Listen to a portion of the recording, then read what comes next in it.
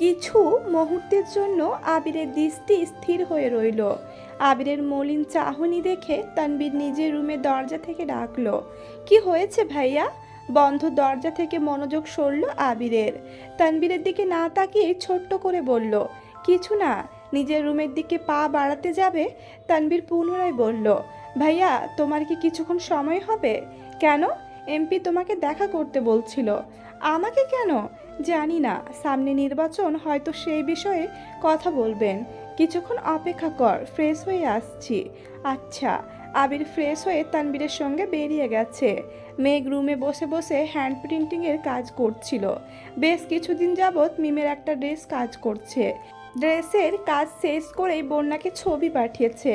কিছুক্ষণের মধ্যেই ছবি দেখে বন্যা কল করেছে। দুই বান্ধবী প্রায় 30 মিনিট গল্প করেছে। বন্যা জামা কাপড় সেলাই করতে পারে। মেঘ যেহেতু হ্যান্ড প্রিন্টিং শিখে ফেলছে, দুই বান্ধবী মিলে অনলাইনে বিজনেস করবে। সেই বিজনেসের টাকা দিয়ে তারা দেশের সুন্দর সুন্দর জায়গাগুলো ঘুরবে। তারপর দেশের বাইরে ট্যুর দিতে যাবে। যখন যা ইচ্ছে করতে পারবে, কারো কাছে অনুমতি নিতে হবে না। এইসব নিয়েই আড্ডা দিচ্ছিল। কথা শেষ করেই ড্রেসটাকে নিয়ে হুটোপুটি করে নিচে নামলো মেঘ। আম্মু, কাকিয়া, আব্বু সবাইকে দেখানোর জন্য। সবার প্রশংসা শুনতে শুনতে মেঘের গাল দুটো লজ্জায় লাল হয়ে গেছে। বিম তো খুশিতে বোনকে জড়িয়ে ধরেছে। আদি ওয়ার্ড্রোব থেকে নিজের 5-7টা শার্ট আর টি শার্ট বের করে নিয়ে আসছে। মেঘ যেন সেগুলোতে কার্টুনের ক্যারেক্টার আর্ট করে দেয়। আদির এমন কাণ্ড দেখে বাড়ির প্রত্যেকেই হাসতে হাসতে ক্লান্ত হয়ে গেছে। এমন সময় তানবীর আর আবির বাসায় ঢুকলো। ড্রয়িং রুমের হাস্য উজ্জ্বল পরিবেশ দেখে তাদের মনোযোগও সেই দিকে গেল। মোজাম্মেল খান তানবীরকে উদ্দেশ্য করে ঠাট্টার স্বরে বললেন, দেখো আমার মেয়ে কত সুন্দর করে জামা প্রিন্ট করেছে। আমার মেয়ে বলে কথা। তানবীর ড্রেসটা ভালোভাবে দেখে নিল। ড্রেস দেখে বোঝাই যাচ্ছে কাঁচা হাতের কাজ। প্রথমবার কোনো কাজই পারফেক্ট হয় না। তারপরেও দূর থেকে তেমন কিছু বোঝা যায় না। কালার কম্বিনেশন ভালো হওয়াতে দূর থেকে দেখতে মাশাআল্লাহ অনেক সুন্দর লাগছে। তানবীরের পাশাপাশি আবিরও ড্রেসের দিকে তাকালো। চোখাচোখি হলো আবির মেঘের। অভিমানে মেঘ চোখ নামিয়ে নিল। কয়েক সেকেন্ড পর আবিরও অন্য দিকে তাকালো। তানবীর আব্বু ঠাট্টা বুঝতে পেরে সেও মজার ছলে বলল, শুধু আপনার মেয়ে বলে না, আমার বোন বলে এত সুন্দর প্রিন্ট করতে পেরেছে। আমার বোনের মতো লক্ষ্মী মেয়ে আর একটাও খুঁজে পাওয়া যাবে না। তানবীরের কথা শুনে সকলেই হাসতে শুরু করেছে। একটা ড্রেস প্রিন্ট করা নিয়ে বাবা ছেলে মিলে মেঘকে নিয়ে টানাটানি শুরু করে দিয়েছে। তানবীর খানি খেসে আবিরের দিকে তাকিয়ে ভুরু জোড়া নাচালো। আবিরের উষ্টদয় কিছুটা প্রশস্ত হলো। তানবীর যে আবিরকে শোনানোর জন্যই ইচ্ছাকৃত বোনকে লক্ষ্মী বলে সম্বোধন করেছে, এটা আবিরের বুঝতে বাকি নেই। আবির আর মেঘের মধ্যে কোনো কিছু নিয়ে মান অভিমান চলছে, সেটা বুঝতে পেরেই তানবীর সন্ধ্যা থেকে আবিরকে জিজ্ঞেস করছে, কিন্তু আবির কিছুই বলছে না। মেঘের বিষয়ে কিছু বললেই কথা এড়িয়ে যাচ্ছে। মোজাম্মেল খান তানবীরের কথায় প্রতি উত্তরে বললেন, আমার মেয়ের এত এত গুণ যে আমার মেয়ে যেই বাড়িতে বউ হয়ে যাবে সেই বাড়িতেই রানীর মতো থাকবে, বুঝলে? তানবীর দ্বিতীয়বারের মতো আবিরের দিকে তাকিয়ে হালকা কাশি দিয়ে ভুরু নাচালো। ইশারাতেই যেন প্রশ্ন ছুড়ে দিল আবিরকে, কি রাখবে তো রানীর মতো? তানবীরের মুখে হাসি থাকলেও আবিরের ভুরু যুগল কুচকানো। আব্বু চাচ্চুকে সে এক বিন্দু বিশ্বাস করতে পারে না। আজ মজার ছলে বলছেন, কিন্তু 2 দিন পর যে তার ব্যবস্থা করতে যাবেন না, তার কি গ্যারেন্টি আছে? ভাবতে আবিরের কলিজা কেঁপে উঠল। আর এক মুহূর্ত দাঁড়ালো না। সিঁড়ি দিয়ে উঠতে উঠতে মালিহা খানকে উদ্দেশ্য করে বললেন, আম্মু খাবার রেডি করো। মেঘ চোখ জোড়া ছোট করে সিঁড়ির পানে চেয়ে আছে।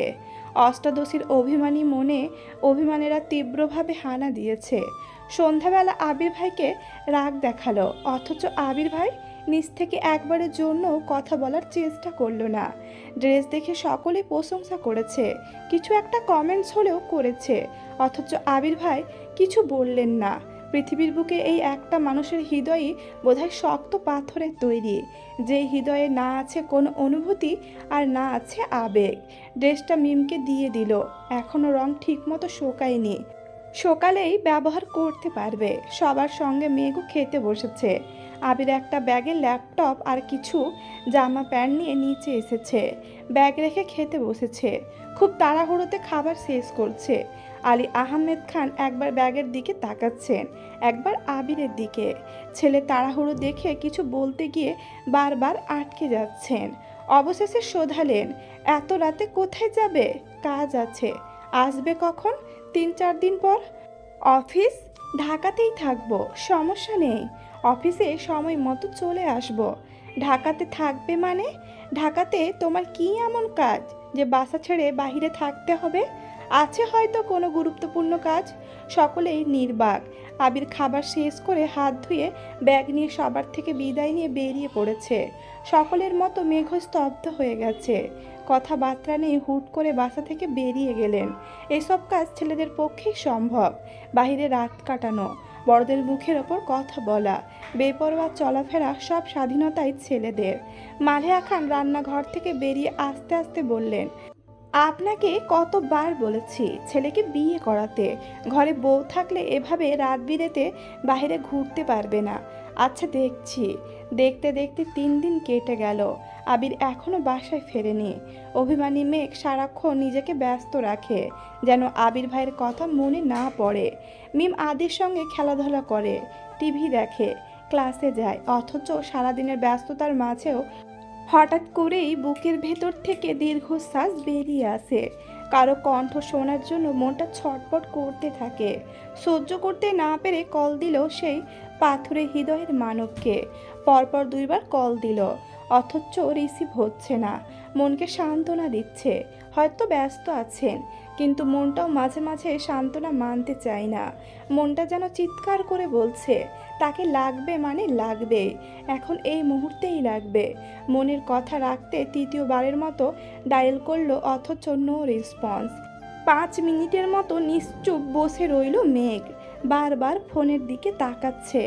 মনে হচ্ছে এই বুঝি সেই পাথরে মানবের কল আসলো। নিজের প্রতি রাগ আর অভিমান বেড়েই চলেছে। নিজে রাগ করে নিজেই বেহায়ার মতো কল দিচ্ছে, অথচ আবির ভাই রিসিভও করছেন না। রাগে ক্ষোভে একসময় 2 চোখ বেয়ে পানি পড়তে শুরু করেছে। বিকেল পেরিয়ে রাত হয়ে গেছে, অথচ আবির ভাইয়ের কোনো খবর নেই। প্রায় 10টার দিকে আবির কল ব্যাক করেছে। একবার রিং হতে মেঘ সঙ্গে সঙ্গে রিসিভ করলো। ওপাশ থেকে আবির বলল, সরি, কাজে ব্যস্ত ছিলাম, ফোন দেখিনি। প্রখর অভিমান মুহূর্তে গলে পানি হয়ে গেছে। মেঘ ফুপিয়ে কাঁদতে শুরু করে দিয়েছে। আবির উদ্বিগ্ন কণ্ঠে শোধালো, মেঘ কি হয়েছে তোর? এই মেঘ। সঙ্গে সঙ্গে কল কেটে দিয়েছে মেঘ। আবির কলের পর কল করছে, অথচ রিসিভ হচ্ছে না। প্রিয়সীর মলিন চেহারা যেখানে আবিরের হৃদয়কে ক্ষত বিক্ষত করে, সেখানে তার প্রিয়সী কাঁদছে। কিছুক্ষণের মধ্যেই আবির বাড়িতে ফিরল। ড্রয়িং রুমে সোফায় বসে ইকবাল খান নিউজ দেখছিলেন। আবিরকে দেখে চিন্তিত কণ্ঠে বললেন, তুই না আরও 2 দিন পরে আসবি বলেছিলি?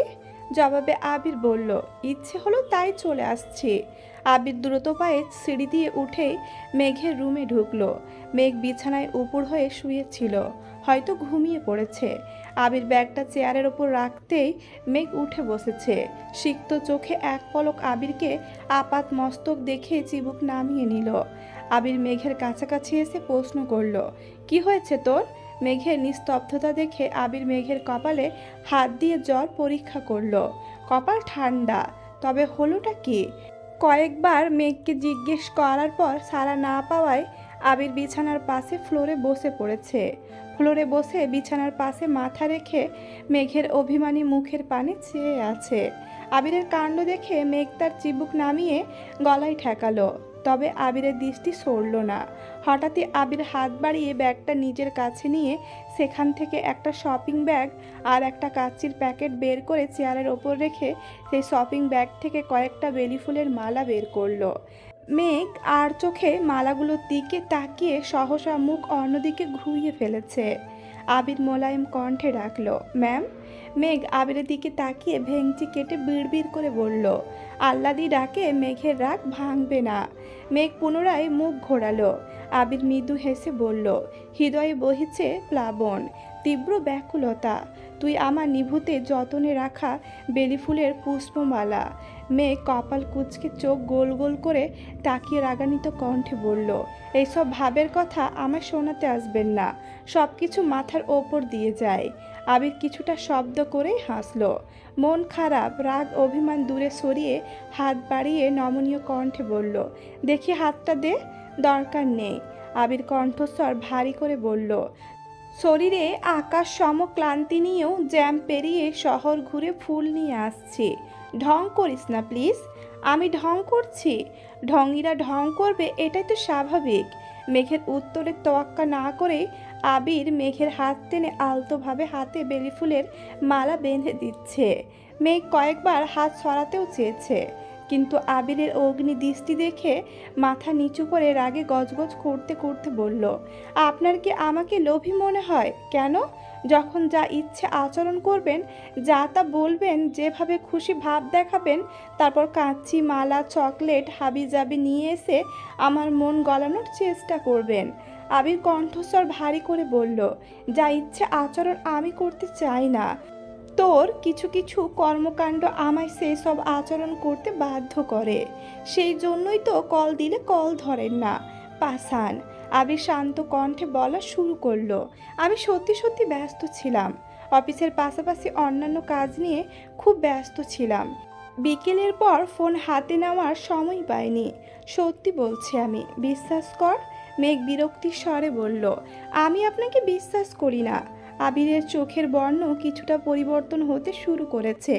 আবির ভুরু কুঁচকে পুনরায় প্রশ্ন করল, তুই আমায় বিশ্বাস করিস না? না। একটুও করিস না? না। সত্যি? যেখানে বিশ্বাস নেই সেখানে আবিরের কোনো কথাও নেই। আবির চলে যেতে নিলে মেঘ মুচকি হেসে বলে, একটু একটু বিশ্বাস করি। এক চিমটি বিশ্বাসের কোনো প্রয়োজন নেই। চোখ বন্ধ করে আমায় বিশ্বাস করতে পারলে তবেই বলিস। আবির কারো অবিশ্বাসের পাত্র হয়ে থাকতে চায় না। মেঘ আহমকের মতো চেয়ে আছে। সামান্য কথাতে আবির ভাই এভাবে রেগে যাবে, মেঘ সেটা ভাবতেও পারেনি। আবির রাগে ব্যাগ নিয়ে নিজের রুমের উদ্দেশ্যে বেরিয়ে পড়েছে। রাত 11:50 নাগাদ মেঘ চুপি চুপি আবিরের রুমের সামনে এসেছে। ড্রয়িং রুমের একটা লাইট ব্যতীত পুরো বাড়ির লাইট অফ। 12টায় নিউ ইয়ার, এই জন্যই মূলত আবির ভাইকে বেশি করে মিস করছিল। কল দিয়েই বলতো, কিন্তু আবিরের কণ্ঠ শুনে নিজেকে স্বাভাবিক রাখতে পারেনি। বুকের ভেতরের অভিমানের পাহাড় গলতে শুরু করেছিল। নতুন বছর প্রিয় মানুষের সঙ্গে কাটাবে ভেবেই সন্ধ্যায় ছাদ থেকে অনেকগুলো ফুল এনে সেগুলোকে সাজিয়েছে। সাথে একটা সুন্দর গিফট কার্ডও বানিয়েছে। তাতে ডিজাইন করে হ্যাপি নিউ ইয়ারও লিখেছে। সাথে সুন্দর একটা চাবির রিং কিনে এনেছে। মানুষ বলে বছরের প্রথম দিন যেভাবে কাটে সারা বছর নাকি সেভাবেই কাটে। কুসংস্কার জেনেও মেঘের ইচ্ছে সে আবিরের সাথে নতুন বছর শুরু করবে। গিফটগুলো নিয়ে আস্তে করে দরজা ধাক্কা দিতেই চোখে পড়ে বিছানার দিকে। সামান্য আলোতে আবিরের নাক আর কপাল দেখা যাচ্ছে, লেপে ঢাকা সম্পূর্ণ শরীর। মেঘ সেখানে দাঁড়িয়ে পায়ের নুপুর দুটাকে নিচ থেকে হাত দিয়ে ওপরে তুলে পায়ের মাংসল অংশে আটকে দিয়েছে, যেন হাঁটলে শব্দ কম হয়। খুব সতর্কভাবে সহিত পা রাখলো রুমের ভেতর। গিফটগুলো যত্ন সহকারে টেবিলের ওপর রেখে তাকালো আবিরের অভিমুখে। গত 3 দিন ঠিকমতো ঘুম খাওয়া কিছুই হয়নি। ক্লান্তিতে আবিরের চোখের পাতা বারবার বন্ধ হয়ে আসছিল, তাই রুমে এসে শাওয়ার নিয়ে শুয়ে পড়েছে। মেঘ আবিরের মাথার কাছে দাঁড়ানোতে আবিরের থুতনি পর্যন্ত দেখা যাচ্ছিল। থুতনির নিচ থেকে বাকি শরীর লেপের নিচে ঢাকা। মেঘের বুকে চাপা অভিমান দীর্ঘ শ্বাস হয়ে বেরিয়ে আসছে। সঙ্গে সঙ্গে ঢোক গিলে নিচের নাক মুখ চেপে ধরল। একবার আবির ভাই বলেছিল, নিঃশ্বাসের শব্দে আমি তোর অস্তিত্ব উপলব্ধি করতে পারি। পুরনো কথাটা মনে পড়তেই নাক মুখ চেপে ধরেছে। এবার আর কোনোভাবেই ফাঁসা যাবে না। মন বারবার চলে যেতে বলছে, অথচ মেঘ দৃষ্টি সরাতে পারছে না। আবির ভাইয়ের ঘুমন্ত মায়াময় চেহারার পানে মুগ্ধ আঁখিতে চেয়ে আছে। যে মানুষটার উপস্থিতি হৃদয়ে তোলপাড় চালায়, যার শানিত দৃষ্টি হৃদয়কে ক্ষত বিক্ষত করে, সেই মানুষটা কি সুন্দর ঘুমিয়ে আছেন।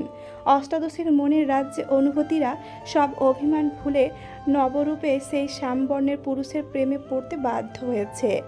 স্ত্রীর দৃষ্টিতে চেয়ে মনে মনে বিড়বিড় করে বলল, আপনি এত কিউট কেন?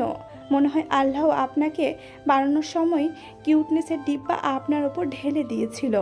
বেলকনি দিয়ে আসা কনকনে ঠান্ডা বাতাস গায়ে লাগতে শরীরের লোম দাঁড়িয়ে পড়েছে, সেই সঙ্গে মেঘও কেঁপে ওঠে। এই ঠান্ডায় বেশিক্ষণ এখানে থাকা যাবে না। শরীরের কম্পনের শব্দে আবির ভাই সজাগ হয়ে যাবে। বারবার যেতে চাইছে, কিন্তু ঘুমন্ত আবির ভাইকে দেখার লোভ সামলিয়ে যেতে পারছে না। কে বলবে এই মেয়ে গত 9 বছর যাবৎ আবিরকে সহ্যই করতে পারত না। আবির বাড়ি ফিরেছে সবে মাত্র 6 মাস হয়েছে। এতেই আবিরের প্রতি পুরোপুরি আসক্ত হয়ে পড়েছে। যে মেয়ের রাগ আর জেদের কাছে খানবাড়ির প্রতিটা সদস্য হার মানত, সেই মেয়ের রাগ অভিমান এখন আবিরের রাগের সামনে তুচ্ছ। ভালোবাসা বোধহয় এমনই হয়, শত রাগের পরেও প্রিয় মানুষটার উপস্থিতি হৃদয় প্রশান্ত করে তোলে। দেওয়াল ঘড়ির টিন টিন শব্দে মেঘের ঘোর কাটে। ঘাড় ঘুরিয়ে সেদিকে তাকিয়ে দেখলো ঘড়িতে 12টা বাজে। বুক ধুকপুক করতে শুরু করেছে। মনে অপরাধমূলক কাজ করার নিষিদ্ধ ইচ্ছা জেগেছে। বুক ফুলিয়ে অনেকটা শ্বাস টেনে নিঃশ্বাস আটকে আবিরের কপাল বরাবর মুখ এগিয়ে নিল। উদ্দেশ্য আবিরের কপালে চুমু খাবে। একটু সামনে এগোতেই বুকের ভেতরটা অস্বাভাবিকভাবে কাঁপতে শুরু করেছে।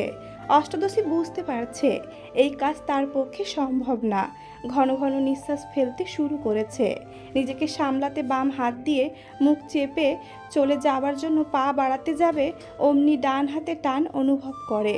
কয়েক সেকেন্ডের ব্যবধানে নিজেকে বিছানায় আবিষ্কার করলো। আবির মেঘের ডান হাতে জোরে টান দেওয়ায় মেঘ আবিরের ওপর এসে পড়ে। তৎক্ষণাৎ মেঘকে ওপর থেকে পাশে সরিয়ে আবিরের গায়ে লেপ দিয়ে মেঘের গা ঢেকে দিয়ে মেঘের কাঁধের দুই পাশে 2 হাত ভর দিয়ে মেঘের মুখোমুখি উপর হয়ে শুয়েছে। আবিরের শরীরে না আছে লেপ আর না আছে শীতের ভারী কোনো জ্যাকেট, একটা ট্রাউজার আর ফুল হাতা টি শার্ট পরনে। মেঘ দাঁতে দাঁত চেপে ধরে আছে, বন্ধ 2 চোখের পাতা। হাত খোপায় বাঁধা চুলগুলো খুলে এলোমেলো হয়ে আছে। 2 হাতে বেলি ফুলের মালা, বেলি ফুলের সুবাস ছড়াচ্ছে রুমে। নিশ্চুপ আবির, দৃষ্টি মেঘেতে নিবদ্ধ। মেঘ নিভু নিভু চোখে তাকাতেই আবিরের ঘনিষ্ঠতা উপলব্ধি করলো। পুনরায় চোখ বন্ধ করে ফেলেছে। অষ্টাদশীর হৃদয় স্পন্দনের মাত্রা বেড়েছে অনেক গুণ। বেলি ফুলের সুবাসের সঙ্গে আবির ভাইয়ের শরীর থেকে আসা তীব্র ঝাঁঝালো গন্ধে মাতোয়ারা হয়ে যাচ্ছে। আবির ভাইয়ের এত কাছাকাছি আসায় মেঘের শরীরে রক্ত সঞ্চালন বেড়ে যাচ্ছে। অজানা শিহরণ বইছে শরীরে। আবিরের আঁখি যুগল ঘুম লেপ্টে আছে। শান্তিময় ঘুমের দেশে নিমগ্ন ছিল আবির, কিন্তু অষ্টাদশীর অনাদয় কর্মকাণ্ডে আবিরের গভীর ঘুমের ব্যাঘাত ঘটিয়েছে। আবির ঘুম ঘুম চোখে মেঘকে দেখছে। মেঘ কয়েকবার ঢোক গিলে ভয়ে ভয়ে চোখ মেলল। চোখাচোখি হলো আবিরের সঙ্গে। লেপের ভেতর মেঘের শরীর ঘামতে শুরু করেছে। বুকের ভেতর প্রবল ঝড় বইছে। মেঘ চোখ নামিয়ে বলতে চেষ্টা করলো, আমার। আবির এক হাতে শরীরের সম্পূর্ণ ভর ফেলে অন্য হাতের আঙুল দিয়ে মেঘের ঠোঁট স্পর্শ করলো। অমনি মেঘ পাথর বনে গেল। আবিরের দৃষ্টি স্পর্শ কোনো কিছুই আর স্বাভাবিক নয়। অষ্টাদশীর মস্তিষ্ক জুড়ে চিন্তারা ঘুরপাক খাচ্ছে। কি হতে চলেছে তার সাথে? একদিকে আবির ভাইয়ের কাছে ধরা পড়ার ভয়, অন্যদিকে আবির ভাইয়ের এত কাছে আসা। প্রচণ্ড অস্বস্তিত্বে ভুগছে মেঘ। দীর্ঘকালীন নীরবতা ভেঙে আবির ঘুম ঘুম কণ্ঠে বলল, নিষেধ অমান্য করার শাস্তি তবে দিতেই হচ্ছে। মেঘ বিপুল চোখে তাকিয়েছে। শরীরের কম্পন তীব্র থেকেও তীব্রতার হচ্ছে। ভয়ে নাক ঘামছে। আবির ঠোঁটের ওপর থেকে আঙুল সরিয়ে মেঘের নাকের ঘাম মুছে পুনরায় কাঁধের পাশে হাত রাখল। মেঘের গলা ভার হয়ে আসছে, কথা আটকে যাচ্ছে। জোরপূর্বক বলল, সরি। এসব সরি টরিতে আবিরের মন গলানো সম্ভব না। আগেই সাবধান করেছিলাম, অঘটন ঘটলে আমি দায়ী না। তারপরেও কথা মানিসনি, ধ্বংসের দ্বারপ্রান্তে এসেছিস। মেঘ ভয়ে ভয়ে বলল, প্লিজ ছাড়ুন। আবির ভুরু কুঁচকে বলল, ধরেই তো নি, ছাড়বো কেমন করে? সরুন, আমি যাব। এত সহজে তো সরছি না ম্যাম। আপনি অপরাধ করেছেন, শাস্তি আপনাকেই পেতে হবে। মেঘ চোখ বন্ধ করে ফেলেছে। আর তার সঙ্গে কি হতে চলেছে সে নিজেও জানে না। এদিকে আবির 2 হাতে ভর রেখে অষ্টাদশীর মুখোমুখি এগিয়ে যাচ্ছে। 2 জোড়া উষ্টের মাঝে শুধু কয়েক সেন্টিমিটারের ব্যবধান। মেঘের চোখ বন্ধ, ক্রমাগত কাঁপছে উষ্ঠদয়। তখনই আবিরের ফোনের রিংটন বেজে উঠল। রিংটনের শব্দে আবির মেঘের কাছ থেকে সরে শোয়া থেকে উঠে বসল। মেঘের এলোমেলো চুলের নিচে আবিরের ফোন। মেঘ মাথা তুলে হাত বাড়াতেই ফোনটা হাতে নিয়ে স্ক্রিনে তাকাতেই দেখল মালা নামে সেভ করা নাম্বার থেকে কল আসছে। ফোন এগিয়ে দিল আবিরের দিকে। মেঘের লজ্জায় লালিত মুখমণ্ডল মুহূর্তে বদলে গেছে, ক্রোধে চোখ দুটো জ্বলছে। মালা নাম দেখে আবির সাইলেন্ট করে ফোন পাশে রেখে দিয়েছে। মালা আপু রাত বিরেতে আবির ভাইকে কল করে, এটা মেঘ সহ্য করতে পারছে না। গা থেকে লেপ সরিয়ে বিছানা থেকে নামতেই আবির আলতোভাবে মেঘের হাত ধরে, কিন্তু মেঘ রাগে এক ছটকায় আবিরের হাত ছাড়িয়ে গজগজ করতে করতে রুম থেকে বের হয়ে যাচ্ছে। আবির তপ্ত স্বরে বলল, শাস্তিটা তোলা রইল, পরের বার ছাড় দিব না। মেঘ রাগে আবিরের দিকে তাকিয়েছে, দরজাটা ঠাস করে লাগিয়ে রুম থেকে চলে গেছে। মালা আপু আবির ভাইকে পছন্দ করে, হয়তো আবির ভাই পছন্দ করেন না। মিমের বলা ঘটনা যদি সত্যি হয়, তবে মালা আপুর হাতে আশিক নাম আবির ভাই লিখিয়েছেন, আর সেই কাজ মেঘের জন্যই করেছেন। মেঘ সবই বুঝতে পারছে, কিন্তু এত রাতে মালা আপুর কল দেওয়া সে মেনে নিতে পারছে না। আজ সে দেখেছে বিধায় রাগ করছে, সব সময় তো সে দেখে না। তবে কি প্রতিদিনই মালা আপুর সঙ্গে আবির ভাইয়ের কথা হয়? মেঘের রাগ বেড়েই চলেছে। মালা আপুর থেকেও আবির ভাইয়ের প্রতি বেশি রাগ হচ্ছে। কেটে গেল কিছুদিন। মেঘ ইদানিং আবিরকে ইগনোর করে চলে। আবির ভাইকে দেখলেই মালা আপুর কথা মনে হয় আর রাগে ফুঁসতে থাকে। আর সভাপতি নির্বাচনের সময় বেশিরভাগ ক্ষেত্রে জনপ্রিয়তাকেই প্রাধান্য দেওয়া হয়, তবে তানবীরের ক্ষেত্রে বিষয়টা একটু ঝামেলার। যেমন বর্তমান সভাপতি আর তানবীর দুইজনের জনপ্রিয়তায় প্রায় সমান সমান, তবে কাজের প্রতি দায়িত্ববোধ, কথা বলার দক্ষতা, জনসাধারণের প্রতি আচরণ, এসব ক্ষেত্রে সভাপতির থেকেও তানবীর এগিয়ে আছে। তাছাড়া এমপির পছন্দের প্রার্থী তানবীর আর আবির দুজনকে বলেছিল এমপি কথা বলে সরাসরি সভাপতি পদ তানবীরকে দিয়ে দিবে, কিন্তু দুই ভাইয়ের কেউ রাজি হয়নি। জিতলে নির্বাচন করেই জিতবে। সকাল সকাল দুই ভাই বেরিয়ে গেছে। বাড়ির মহিলারা যেমন চিন্তা করছে, তেমনি তানবীরের আব্বু মোজাম্মেল খানও চিন্তায় আছেন। হাজার হোক একমাত্র ছেলে বলে কথা, ওপরে যতই রাগ দেখাক না কেন, ছেলে যেই কাজ করছে সেটাতে যেন সফল হতে পারে, সেই দোয়াই করছেন তিনি। 2 থেকে 3 বার আবিরকে কল দিয়ে খবরও নিয়েছেন। সারাদিন না খেয়ে ফলাফলের অপেক্ষায় বসে আছেন। সন্ধ্যার পরপর আবির মিষ্টি নিয়ে বাসায় ফিরেছে। আবিরের পেছন পেছন তানবীরও প্রবেশ করলো। সোফায় 3 ভাই আদি বসে আছে। মেঘ আর মিম ডাইনিংয়ে বসে গল্প করছিল। আবির ঢুকতে ইকবাল খান শোধালেন, খবর কি? আবির হাসি মুখে বলল, আলহামদুলিল্লাহ। 3 ভাই একজোটে বললেন, আলহামদুলিল্লাহ। মেঘ আর মিম দুইজনেই ছুটে এসে তানবীরকে প্রশ্ন করে, জিতেছ? তানবীর হেসে ওপর নিচ মাথা নাড়ে, কংগ্রাচুলেশনস ভাইয়া। থ্যাংক ইউ বনু, আজ থেকে তোর নতুন পরিচয়, তুই জেলা ছাত্রলীগের সভাপতির বোন। মিম গাল ফুলিয়ে প্রশ্ন করলো, আর আমি? তোকেও কি আলাদা করে বলতে হবে? আচ্ছা ঠিক আছে, তুইও সভাপতির বোন। মিম আস্তে করে বলে, টের দেবা না? অবশ্যই দিব। আম্মু, বড় আম্মু, কাকিয়া সবাই তানবীরকে অভিনন্দন জানাচ্ছে।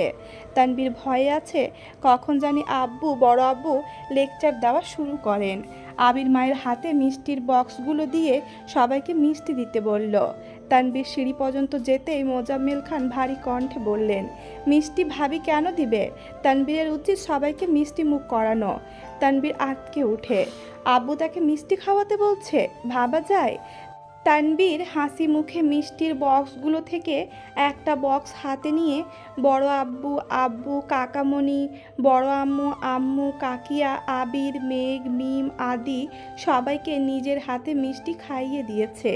সেই সঙ্গে বড় আব্বু আর আব্বুর সঙ্গেও বেশ কিছুক্ষণ কথা বলেছে।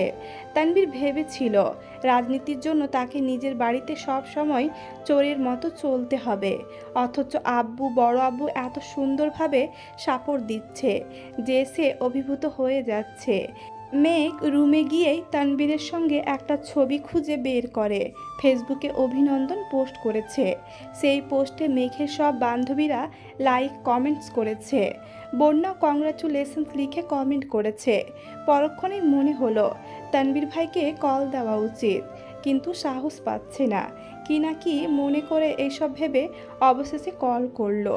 প্রথমবারে রিসিভ হলো না, দ্বিতীয়বার রিসিভ করলো। আসসালামু আলাইকুম। ওয়ালাইকুম আসসালাম। হঠাৎ কি মনে করে কল দিলে? কংগ্রাচুলেশনস, তানবীর ঠাট্টা স্বরে বলল। বাবা, তুমি আমায় অভিনন্দন জানাবে তা তো কল্পনাও করতে পারছি না। না মানে মনে হলো জানানো উচিত। যাক বাবা, মনে তো হয়েছে, থ্যাংক ইউ সো মাচ। এখন রাখি। শুনছো? বলুন, আগামীকাল ফ্রি আছো? কেন? ছোটোখাটো একটা ট্রিট দিতাম। শুধু শুধু ট্রিট দেওয়ার কোনো প্রয়োজন নেই। শোনো মেয়ে, ট্রিট দেওয়া কখনো প্রয়োজনের আওতায় পড়ে না। এটা যার যার ইচ্ছে থেকে আসে। বিকেলে কল দিব, রেডি থেকো। শুনেন, বলো, আমি কিন্তু একা যাব না। তো কাকে নিয়ে আসবা? ট্রিট দিলে মেগার আমাকে একসঙ্গে দিতে হবে। আমি একা যাব না। ঠিক আছে, তোমাদের ক্লাস শেষ হওয়ার আগেই আমি ভার্সিটির সামনে থাকব। আচ্ছা, আল্লাহ হাফেজ। আল্লাহ হাফেজ। কল কেটেই বন্যা মেঘকে কল দিয়ে সব কিছু জানিয়েছে। মেঘ আর বন্যা দুইজনেই আর সকাল সকাল বেরিয়েছে। তানবীরের জন্য গিফট কিনবে, সেটা রাতেই প্ল্যান করে রেখেছিল। দুইজনে ঘুরে ফিরে গিফট কিনে তারপর ভার্সিটিতে এসেছে। ততক্ষণে সাদিয়া, মিষ্টি, মিনহাজ, তামিম চলে আসছে। দুই একটা কথা বলে মেঘ আর বন্যা ক্লাসে চলে গেছে। মিনহাজ আর তামিম দুইজন বাহিরে দাঁড়িয়ে আছে। মিনহাজের মেঘকে সেই প্রথম দিন থেকে পছন্দ হলেও তামিম বন্যার ওপর এইরকমভাবে ক্রাশ খায়নি। তবে মিনহাজ আর তামিম সর্বক্ষণ একসাথে থাকায় দুই বন্ধু কথা বলতে বলতে একসময় কথা উঠে বন্যার বিষয়ে। মিনহাজ আর তামিম যেমন বেস্ট ফ্রেন্ড, মেঘ আর বন্যাও তেমন বেস্ট ফ্রেন্ড। মিনহাজ যেহেতু মেঘকে পছন্দ করে, তাদের সম্পর্ক হলে, সেই সাথে বন্যা আর তামিমের জুটি হলে তাদের বেশ মানাবে। এইসব ভেবেই মূলত বন্যার প্রতি কিছুটা সিরিয়াস হয়েছে। এখন মিনহাজ তামিমকে বোঝাচ্ছে যে বন্যাকে আজকেই প্রপোজ করে। মেঘ যেহেতু আবিরকে পছন্দ করে, তাই মেঘকে হুট করে প্রপোজ করতে গেলে কখনোই মানবে না, বরং বন্ধুত্ব ভেঙে যেতে পারে। তবে বন্যার এখন পর্যন্ত কারো প্রতি কিছুই শুনেনি, তাই মিনহাজ তামিমকে এক প্রকার জোর করছে যেন বন্যাকে প্রপোজ করে। ক্লাস শেষ হওয়া মাত্রই মেঘ আর বন্যা গল্প করতে করতে বেরিয়ে পড়েছে। তামিমও তাদের সঙ্গে হাঁটছে। এক সময় তামিম বন্যাকে ডাকলো। দুইজনেই থেমে গেল। বন্যা স্বাভাবিক কণ্ঠে জিজ্ঞেস করলো, কিছু বলবি? হ্যাঁ, বল। দেখ বন্যা, আমি এত ঘুরিয়ে পেঁচিয়ে কথা বলতে পারি না। তোর সঙ্গে প্রায় অনেক দিনের বন্ধুত্ব। তুই মেঘ দুইজনেই খুব ভালো আর আন্তরিক। তবে ইদানিং আমার তোর প্রতি অন্যরকম অনুভূতি কাজ করছে, যেটা বন্ধুত্বের থেকেও বেশি কিছু। তুই যদি রাজি থাকিস তাহলে বন্ধুত্বের সম্পর্কের পাশাপাশি আমরা ভালোবাসার সম্পর্কে জড়াতে পারি। মেঘ হাঁ হয়ে তাকিয়ে আছে। প্রথমবারের মতো কেউ বন্যাকে প্রপোজ করছে দেখে মেঘ খুব মজা নিচ্ছে। কোচিং চলাকালীন বন্যা বলেছিল প্রেম করলে ভার্সিটিতে উঠে করবে। ভার্সিটিতে এটাই প্রথম প্রপোজাল। বন্যা কিছুক্ষণ নীরব থেকে স্বাভাবিক ভঙ্গিতেই বলতে শুরু করলো, তোর মনে অনুভূতি জেগেছে তা আমায় জানিয়েছিস, কিন্তু আমার মনে তোর প্রতি এরকম কোনো অনুভূতি নেই। আমি এখন কোনো রকম সম্পর্কে জড়াতে চাই না, আর সমবয়সী কোনো ছেলের সাথে তো নয়ই। তোকে বন্ধু ভেবেছি, সবসময় তাই ভাববো। এর চেয়ে বেশি কিছু ভাবা আমার পক্ষে সম্ভব না। সরি। বন্যা চলে যাচ্ছে। মেঘ আহাম্মকের মতো তাকিয়ে থেকে সেই বন্যার পিছু নিল। তামিম ছেলে হিসেবে খারাপ না, দেখতেও মাশাল্লাহ, দুজনকে মানাবেও ভালো। মেঘ ভেবেছিল হয়তো বন্যা রাজি হয়ে যাবে, না হয় ভাবার জন্য সময় নেবে, কিন্তু সরাসরি না করাতে মেঘ বেশ অবাক হয়েছে। মেঘ গেট পর্যন্ত ছুটে আসতেই তানবীরকে দেখলো। আজ সে গাড়ি নিয়ে এসেছে। মেঘকে ছুটতে দেখে গম্ভীর কণ্ঠে প্রশ্ন করলো, ছুটছিলি কেন? এমনি। বন্যার চোখে মুখে কিঞ্চিত রাগ। তানবীর দুজনকে এক পলক দেখে পুনরায় প্রশ্ন করলো, কি হয়েছে বনু? কোনো সমস্যা? না না, সমস্যা নেই, বল কি হয়েছে। অ্যাকচুয়ালি আমাদের একটা ফ্রেন্ড বন্যাকে মাত্রই প্রপোজ করেছিল।